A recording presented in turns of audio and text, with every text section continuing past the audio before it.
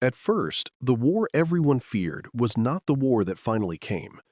In the first days after Iraq seized Kuwait, the nightmare in Washington and Riyadh was simpler and more immediate. Iraqi armor might not stop. Beyond Kuwait's southern border lay Saudi Arabia, with its oil fields, ports, air bases, and long open approaches. If Saddam Hussein's army kept rolling, the crisis would no longer be the occupation of a small neighbor. It could become a seizure of the Gulf's strategic heart. So Desert Shield began as a race against motion, a race to place enough men, aircraft, missiles, and eventually tanks in Saudi Arabia to make the next Iraqi move too dangerous to attempt. If you would like to move beyond the podcast, you can see my available books at militaryauthor.me. And at trackpads.com, you will find magazines and galleries with hundreds of thousands of photos and videos to explore. The first hours had the feeling of looking across a dark room and trying to guess whether something was still moving. Kuwait had fallen quickly, and the Iraqi army now sat close to the Saudi frontier with the confidence of a force that had just imposed its will. Intelligence analysts, commanders, and political leaders had to judge intent from fragments. Unit positions, road movement, supply activity, signals, and Saddam's record of taking bold risks when he believed his enemies would hesitate. In armored warfare, danger is not only measured by what a tank formation is doing at the moment, it is measured by what it could do tomorrow morning if fuel trucks arrive, orders are issued, and a commander sees an opening. Saudi Arabia faced a terrible calculation. Inviting large numbers of foreign troops onto its soil was politically sensitive, religiously charged, and regionally controversial.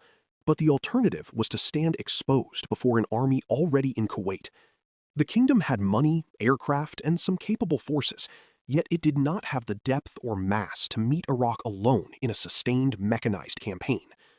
The United States also had to decide whether it was willing to turn a warning into a deployment. That decision mattered because a tank army cannot be stopped by statements. It must be stopped by combat power in place. And combat power means soldiers who can fight, aircraft that can fly, ammunition that can be moved, and enough logistics to keep the whole machine alive. The first American forces to arrive were not a steel wall of heavy armor. They were the beginning of a shield. And a shield is built from the inside out. Airborne troops came quickly because they could move by aircraft, but light infantry facing Iraqi armor in open country was a thin answer to a heavy question. Fighter squadrons, air defense units, Marines, command staffs, communications teams, and supply specialists poured into the theater as fast as bases and ports could receive them. Their presence changed the political situation almost immediately because it signaled commitment. But for the soldiers on the ground, commitment was not the same as security. Until heavier formations arrived, the defense of Saudi Arabia depended on speed, air power, deterrence, and the hope that Iraq would pause. This is one of the least glamorous, but most important truths in the story of tanks. Heavy armored forces are powerful because they combine protection, firepower, mobility, and shock. But they are not light things. They do not appear by magic when a president gives an order. A modern armored unit carries not only tanks, but recovery vehicles, maintenance shops, fuel tankers, spare engines, ammunition trucks, bridging equipment, radios, medical support, engineers, and the people who make all of it function. The tank itself is the visible part, the steel animal the camera loves. Behind it is a moving industrial village, and without that village, the tank becomes a stranded monument. Saudi ports and airfields became the first battlefield of Desert Shield, though no one usually describes them that way. Ships had to be unloaded, aircraft parked, convoys organized, roads controlled, depots guarded, and desert assembly areas laid out under punishing heat. The ground war was months away, but the campaign had already begun in the form of movement. Every pallet of ammunition, every fuel bladder, every radio van, every armored vehicle rolling down a ramp narrowed the window in which Iraq might gamble again. Listeners often remember Desert Storm for its speed, but Desert Shield was about patience under pressure. It was the long act of making sure that when speed became necessary, the coalition would have enough weight behind it. The desert gave this effort a strange emptiness. Soldiers arriving from the United States or Europe found themselves in a landscape that seemed at first to offer nothing to hold on to.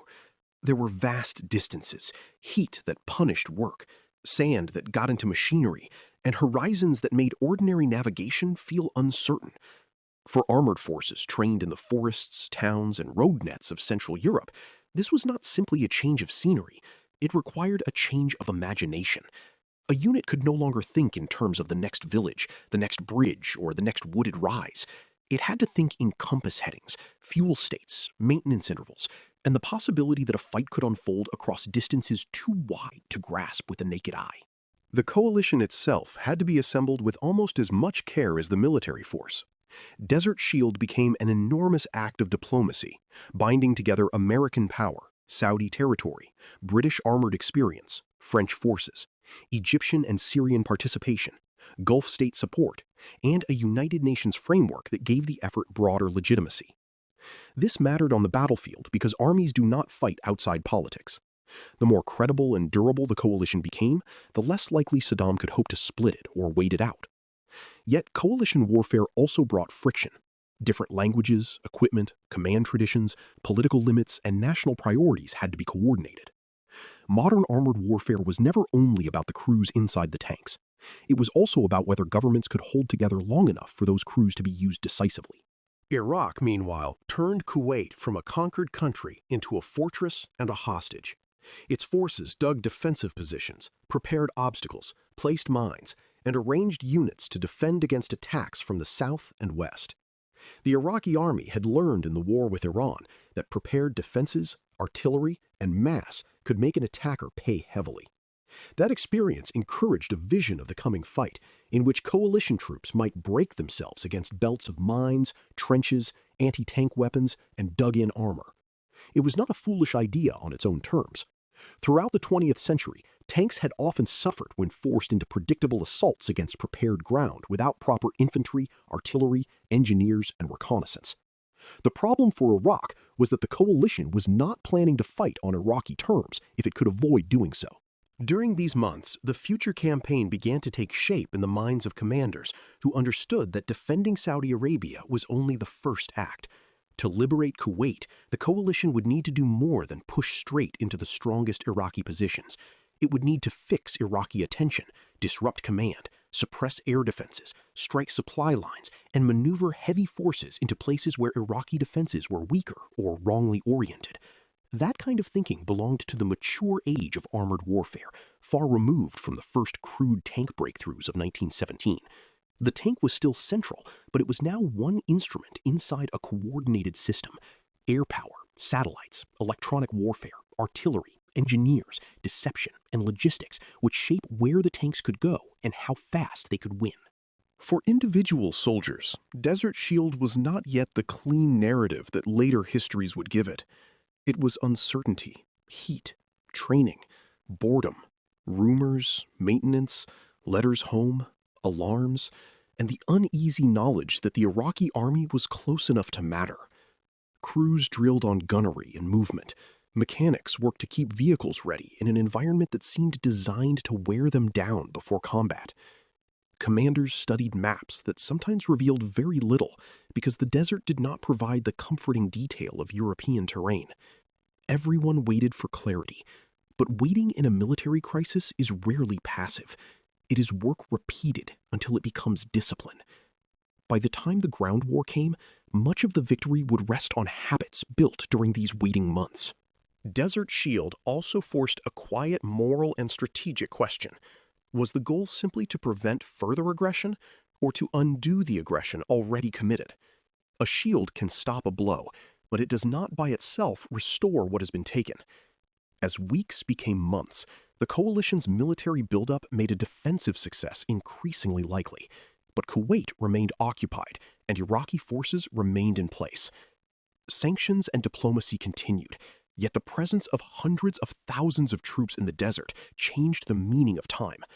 Every additional ship, tank, and aircraft gave leaders more options. Deterrence was becoming preparation. The shield was still a shield, but inside it, a sword was being forged. The importance of Desert Shield is that it made the later armored battles possible. Without it, there would have been no Great Western Envelopment, no 7th Corps attack into Iraq, no 2D armored cavalry regiment screening ahead through wind and dust, and no collision at 73 Easting. It showed that late 20th century tank warfare began long before tanks opened fire. It began with political permission, coalition unity, ports, airfields, fuel, maintenance, training, and the immense labor of moving heavy forces across the world. Iraq had used armor to create a crisis in a matter of hours. The coalition answered by building, over months, a force capable of ending that crisis at speed. Desert Shield was the pause before the storm, but it was not empty. It was the moment when resolve became machinery, and machinery became the promise of a counteroffensive. You've been listening to Famous Tank Battles. These battles were never just about machines. They were about doctrine, terrain, firepower, logistics, and the hard problem of turning shock into victory. For more military history writing and books, visit militaryauthor.me. And for magazines, podcasts, and a massive archive of military photos and video, visit trackpads.com. Thanks for listening.